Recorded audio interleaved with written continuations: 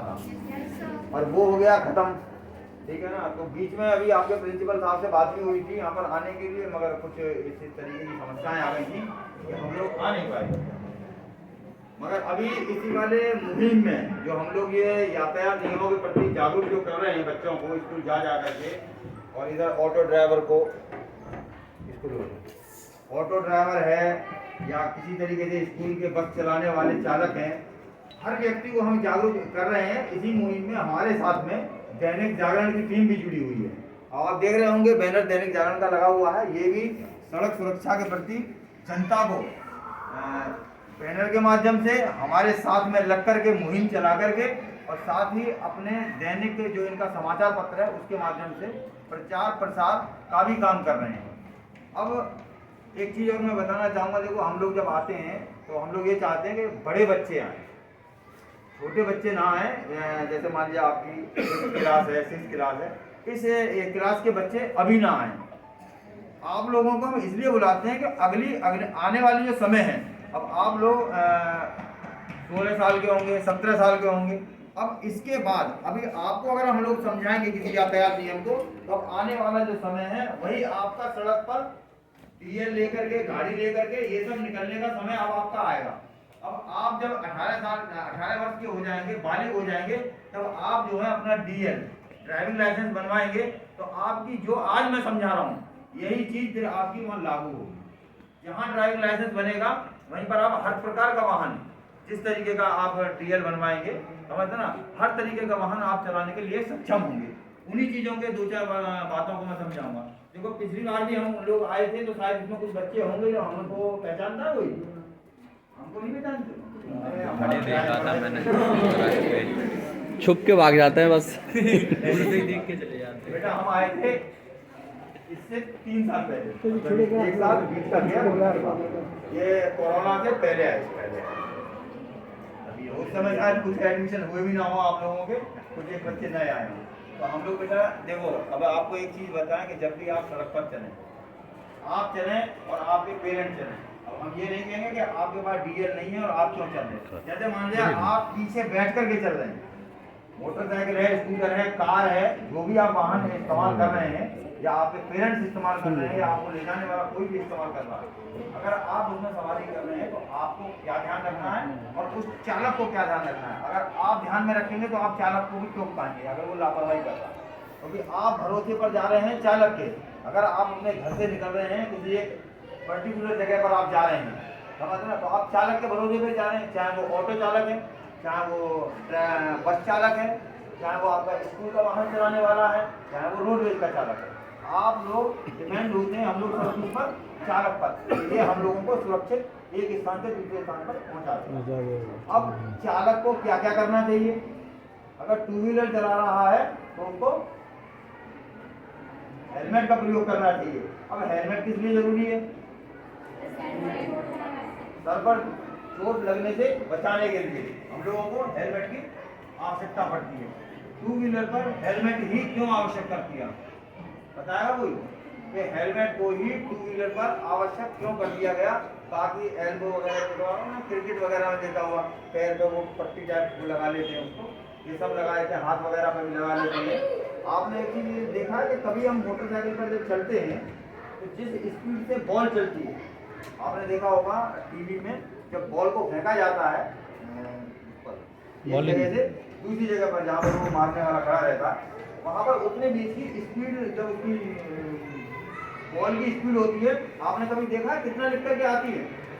मतलब 80, 90 या फिर 120, इस तरीके, मतलब इस लिमिट में रहती है। और उसी स्पीड से हमारी गाड़ी भी चलती है। तो जब उस बॉल से बचने के लिए, उस स्पीड से बचने के लिए कि शरीर पर कहीं ना लगे, तो आपने देखा होगा जहाँ जहाँ पर जैसे हड्डी वगैरह आया इस तरीके की, आपने देखा होगा पैर में वो पहन लेते हैं, ठीक है ना, मुँह पर वो लगा लेते हैं, उसको जाली टाइप वाला जो हेलमेट टाइप का उनका वो लगा लेते हैं, यहाँ पर बांध लेते हैं कुछ ना कुछ। मगर आपने एक चीज़ देखी होगी कि मोटरसाइकिल पर, 2 व्हीलर पर हम लोग हेलमेट के साथ कोई भी ऐसी चीज़ नहीं लगाती। क्यों नहीं लगाती? क्या लगानी चाहिए? क्या लगानी चाहिए? नहीं कोई बात, बच्चे को जानकारी नहीं है तो मैं बताऊंगा कि कौन सी लगानी। वहाँ पर जब हम क्रिकेट के ग्राउंड में होंगे, जब क्रिकेट के ग्राउंड में होंगे तो उस एक बॉल की स्पीड से जो चोट लगेगी हमको, हमारा शरीर क्या करता है कि वहाँ पर रनिंग में रहता है।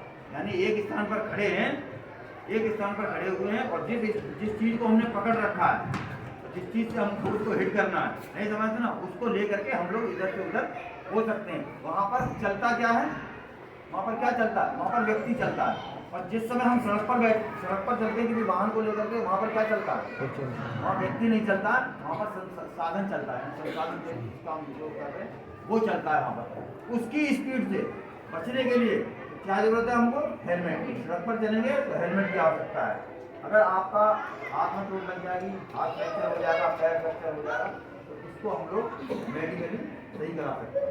मगर अगर मौके पर आपके सर पर चोट लग गई या हेड इंजरी हो जाती है, कभी कभी आपने देखा होगा कि हेलमेट की एक आवश्यकता और है, वो लगी रहती है ना, क्लिप लगी रहती है, हमेशा क्लिप लगा करके आप हेलमेट को पहनें।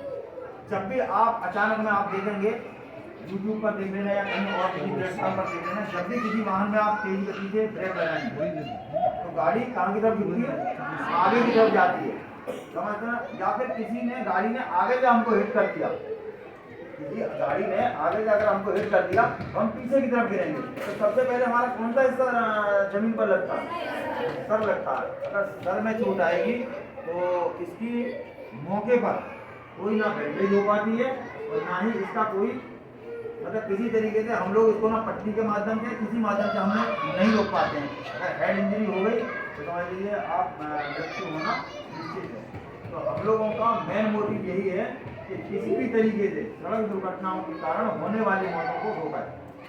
और इसको रोकने का मेन कारण यही है कि आप लोगों को हर तरीके से हम लोग जागरूक करें। इसी तरीके से 4 व्हीलर है, 4 व्हीलर पर जब भी हम बैठें, जब भी हम 4 व्हीलर के अंदर बैठे हैं तो हम लोग सीट बेल्ट का इस्तेमाल करें। अभी मैंने 2-3 कॉलेजों में बताया है कि सीट बेल्ट क्या है। देखो दैनिक जागरण वाले हमारे साथ में हमेशा चल रहे हैं, हमारे साथ में हमने ये बताया कि सीट बेल्ट क्या है। हम लोग क्या कहते हैं कि सीट बेल्ट ये है कि इधर साइड से हम लोग घुसे, गाड़ी के अंदर बैठे, बैठने के बाद हमने इधर से खींचा और ये हमने लगा दिया, ठीक है ना। अब ये बताओ सीट बेल्ट कहाँ है,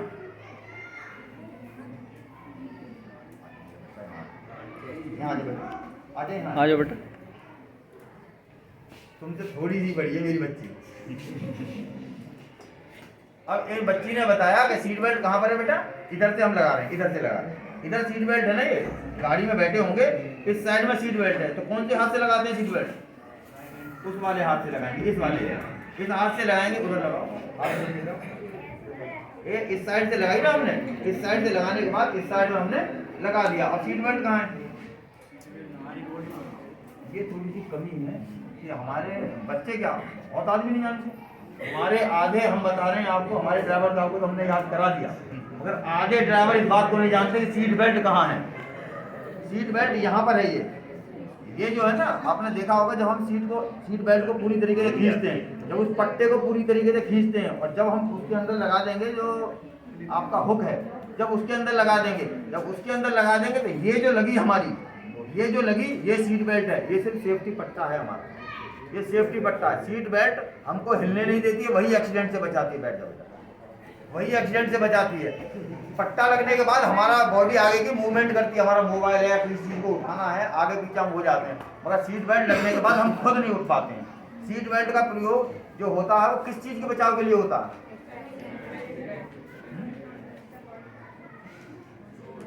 बेटा वो हमारी लोअर बॉडी के लिए। हमेशा ध्यान रखना, सीट बेल्ट अपर बॉडी को सेफ बचाने के लिए। अब आ गए हैं गाड़ियों में एयर बैग, आपने देखे होंगे ABS लिखा होता है, समझते ना। एयर बैग आ गए हमारी अपर बॉडी के लिए। जो सीट बेल्ट है वो हमारे नीचे वाले हिस्से को बचाएगा, नीचे वाले हिस्से में हमारे सिर्फ दोनों पैर आते हैं, जिससे हम चीज़ कंट्रोल करेंगे, ठीक है ना। सिर्फ सेफ्टी बेल्ट, सीट बेल्ट का इतना ही प्रयोग है कि वो आपको सीट से बांध देगी, एक तरीके से आपको हिलने नहीं देगी। अपर बॉडी क्या करती है, वो जो पट्टा है ना हमारा, वो क्या करता है, वो सिर्फ इतनी सेफ्टी करता है कि वो हमको आगे तक, जो हमारा स्टीयरिंग है वहां तक जाने पर रोके, वहां तक जाने पर रोके। कभी भी आप देखना 4 व्हीलर में आप लोग बैठेंगे, हमारे प्रिंसिपल साहब हैं, गुरु जी हैं आपके, जब आप भी बैठें तो आप ये चीज़ का महसूस करना कि जिस समय आप सीट बेल्ट बांधेंगे तो आपकी जो सीट बेल्ट है वहाँ आप नहीं सरक पाएंगे, मगर आपका जो पट्टा है वो आपको सरका देगा। तो जब भी आप देखेंगे 4 व्हीलर में जिस साइड से वो पट्टा निकलता है, जिस साइड से वो पट्टा निकलता है, लगाने के बाद भी अगर आप खींचेंगे तो मुझे लगता है शायद इतना और बाहर निकल जाएगा।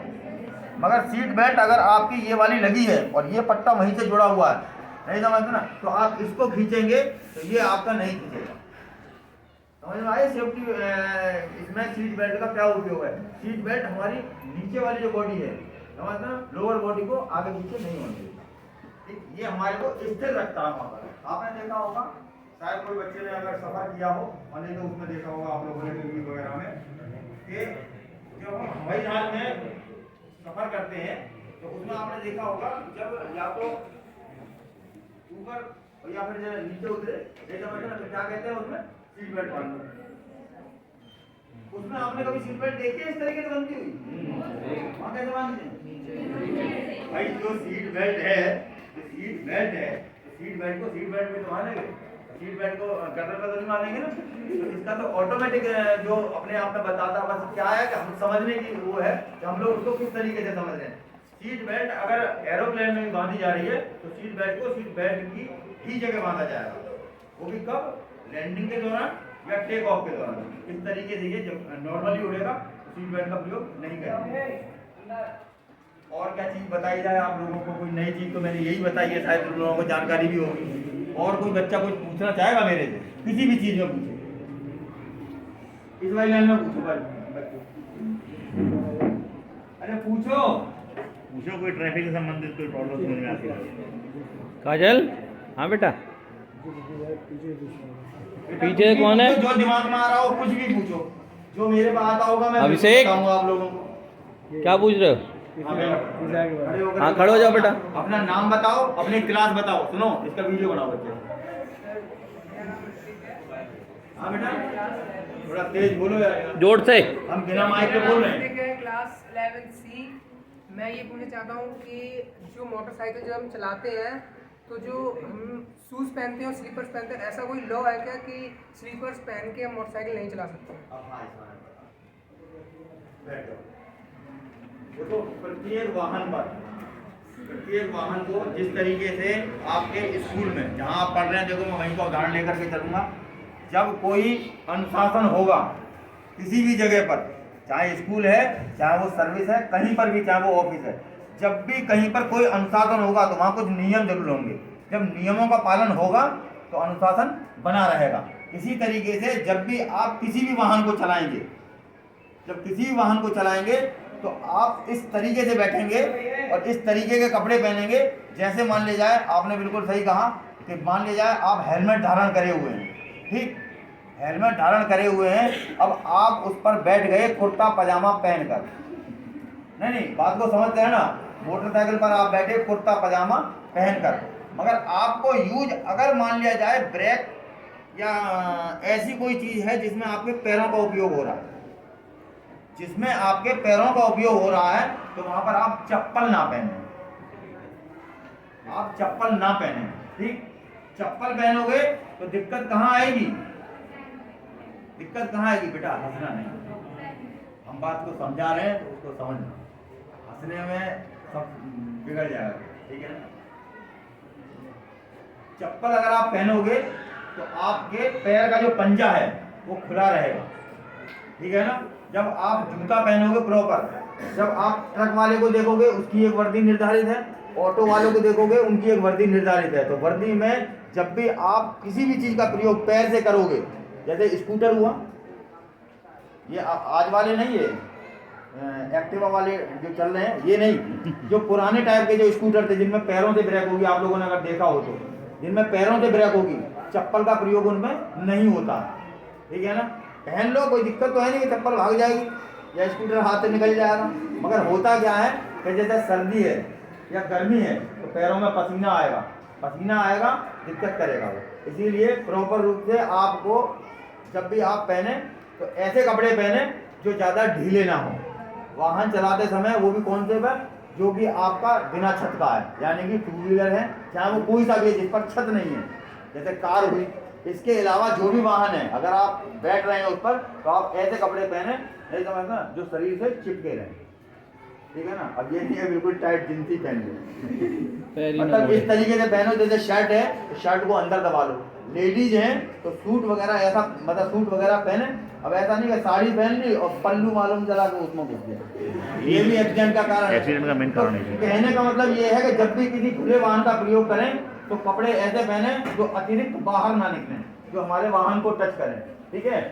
और अब आपने देखा होगा, अभी यहाँ पर भैया ने पूछा कि जूते का प्रयोग, अब उसी का जस्ट उल्टा प्रयोग कहाँ पर आ जाता है? जस्ट उल्टा प्रयोग आ जाता है आपके अब इलेक्ट्रॉनिक वाहनों पर। जैसे मान लीजिए आपका जैसे एक्टिवा हुआ, जिसमें पैर वाली ब्रेक नहीं है, हाथ वाली ब्रेक है, उसमें जब भी आप चलें तो आपकी ग्रिप बनाने के लिए, आप गर्मी में हैं सर्दी में हैं, तो आप हमेशा दस्तानों का ग्रिप जो होते हैं उसका आप प्रयोग करें, ठीक है ना। अब जैसे सर्दी है, आप चल गए मान लीजिए 30 किलोमीटर और पड़ा हुआ है कोहरा, तो आपकी उंगलियां हो जाएंगी सुन्न, काम नहीं करेंगी, आपको खुद में महसूस नहीं होगा, ठीक है ना। गर्मी है, गर्मी में जैसे मान लिया देखा होगा आपने, सीट भी गर्म हो जाती है, ठीक है ना। और वो ब्रेक क्या कहते हैं उसको, वो भी गर्म हो जाती है, ब्रेक वगैरह हैंडल वगैरह गर्म हो जाता है। उसके लिए आप ग्रिप पहनेंगे तो आपको अपने आप में महसूस होगा ग्रिप हमारी अच्छी है। एक्सीडेंट से बचने के लिए ये भी एक बहुत जरूरी है कि आप जब भी वाहन का प्रयोग करें, अब सबसे पहले अपने वस्त्रों पर, ठीक है ना, उसके साथ पहले फिर गाड़ी के कागजों पर, और फिर सुरक्षा के जो मानक हैं उनका प्रयोग जरूर करें। अगर आप इनका प्रयोग करोगे तो आप भी सुरक्षित रहोगे और दूसरे व्यक्ति भी सुरक्षित रहेंगे। और किसी बच्चे को कोई चीज़ पूछनी हो, तुम लोगों को एक चीज़ और बता, देखो बहुत बढ़िया, 2 मिनट लेंगे बच्चों पर। आप लोगों ने रोड का प्रयोग किया है, आप अपने स्कूल से निकलते हैं, आपने रोड देखा होगा, तो रोड पर क्या है, इस तरीके से आपने देखा होगा, जैसे ये रोड है पूरा, और ये ऊपर क्या है, काले रंग की पट्टी है और नीचे काले रंग की पट्टी है। तो आपने देखा होगा रोड के दोनों साइड में सफेद रंग की पट्टी देखी होगी आपने, और बीच में क्या देखा होगा आपने, बीच में पट्टी देखी होगी आपने, लगभग 1-1 मीटर की पट्टी है, फिर बीच में गैप है, फिर पट्टी है, फिर गैप है। कहीं कहीं आपने एक चीज देखी होगी कि पूरी एक पट्टी बनी हुई है दोनों रोड के बीच में, उसका कोई मतलब समझता है? क्या मतलब है उसका? अरे बताओगे तो बच्चे भी समझेंगे, गलत बताओगे तो हम समझाएंगे।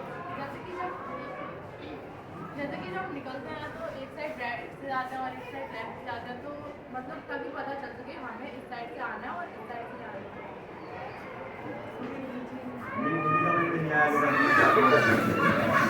मैं ये पूछना चाहता हूँ बेटा, मेरी बात तो समझना, दिखाई दे रहा है।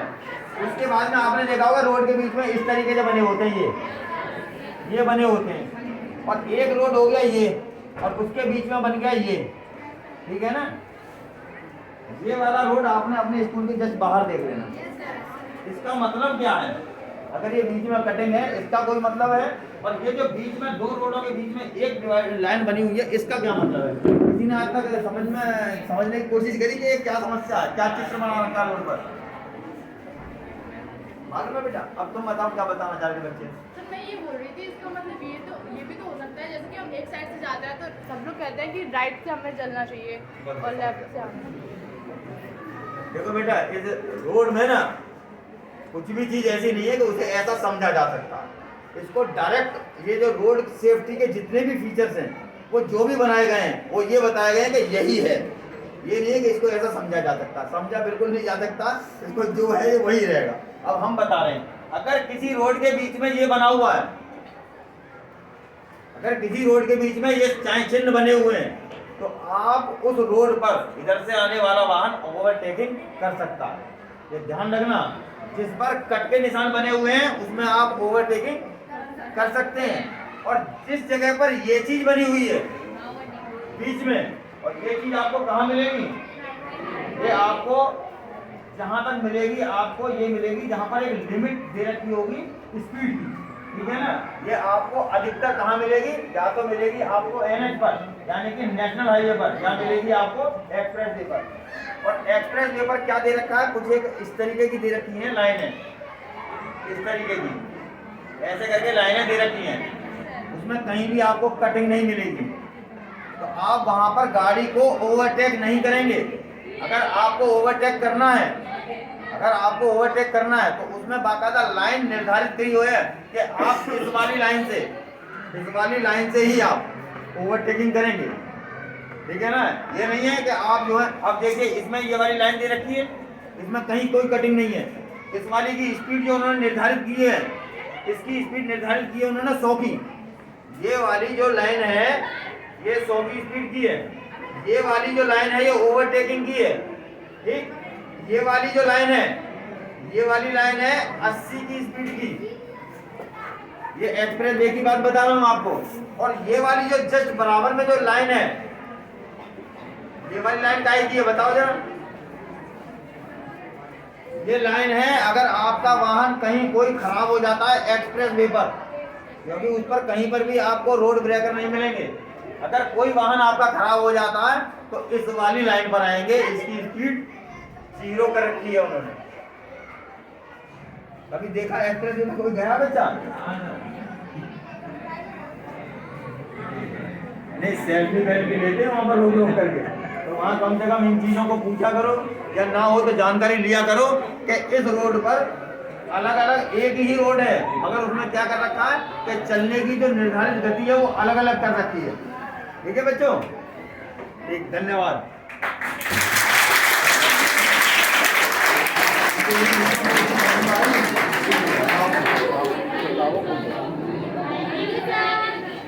अरे रुको यार, अब आपके प्रिंसिपल साहब आपसे कुछ पूछेंगे। अभी मैंने आप लोगों को कुछ बताया है, देखो प्रिंसिपल साहब क्या पूछेंगे आपसे। बिल्कुल शांत हो जाइए पहली बात। Keep quiet. अभी देखिए, आपको सर ने कहते हैं बहुत सी जानकारियाँ दी। पहली बात तो ये समझो, ये जानकारी आपके गार्जियंस के लिए, आप लिए नहीं है। क्योंकि आप में से कोई भी किसी के पास भी ड्राइविंग लाइसेंस नहीं होगा, क्योंकि आप लोग 18 साल के नहीं हैं। सीधी बात है, इंटर के बच्चे 18 साल के नहीं होते,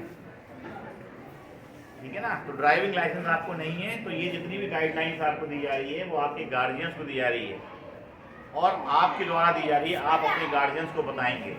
आप पीछे बैठते हैं मोटरसाइकिल या स्कूटर में, और अगर आप कार या किसी और वाहन में बैठते हैं तो आप बगल में या पीछे बैठते हो। तो आपको प्रॉपर बताना है अपने गार्जियंस को, जो सर ने अभी बताया है कि कैसे सीट बेल्ट लगाई जाती है, या अगर मोटरसाइकिल बैठ रहे हैं तो आपको हेलमेट पहनना चाहिए और जूते ही पहनने चाहिए, चाहे वो आप कार चलाएं या मोटरसाइकिल या स्कूटर चलाएं। क्योंकि उसमें क्या है, आपको कारण होता है, स्वेटिंग होती है ना, पसीना आता है तो स्लिप कर सकता है पैर, ठीक है।